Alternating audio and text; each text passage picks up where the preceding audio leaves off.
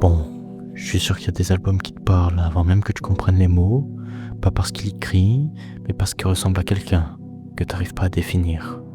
Et il me ressemble pas non plus de Khali, c'est exactement ça.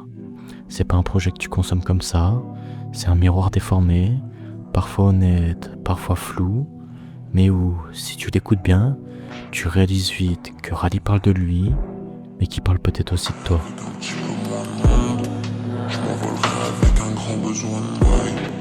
Mon pansement c'est pas la qualité d'Espagne. Ils ont jamais les seuls ficelles dans le banc.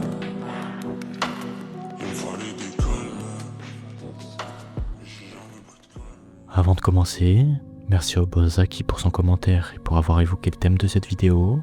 Alors, comme lui, vous pouvez partager des sujets que vous voulez qu'on exploite, qu'on traite ou qu'on explore, et on essaiera de faire au mieux pour satisfaire un maximum de demandes. Bref, il me ressemble pas non plus, sorti en novembre 2022, c'est un projet qui n'a rien d'anodin. Derrière ces 16 morceaux et ces 40 minutes d'écoute se cache une œuvre d'introspection rare, où la musique devient miroir et l'identité un territoire instable. Ce n'est pas un album à hit, ce n'est pas une collection de morceaux calibrés pour les playlists, c'est un ensemble qui se vit comme une trajectoire, presque comme un carnet intime en fragments. L'album s'ouvre dans le flou, avec une introduction brumeuse, puis il alterne entre interludes, confessions courtes et quelques morceaux plus intenses. Khali construit une dramaturgie, une installation de fissures, des pics émotionnels, puis une non-résolution.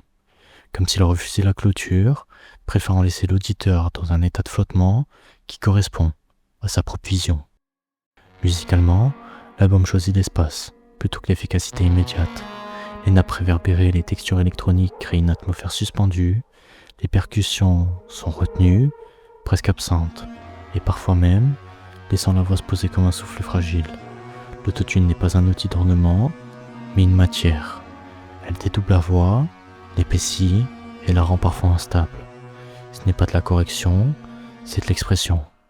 On sent dans la production un refus de la démonstration, et au contraire, une recherche d'équilibre entre le vide et le plein. Et puis, il y a l'écriture. Khali ne cherche pas à tout expliquer, ses textes fonctionnent par fragments, par petites phrases qui frappent. Il répète, il tourne autour de ses obsessions, la solitude, la nuit, la tristesse et le poids du regard des autres. Dans Intro, il pose déjà la question de l'originalité.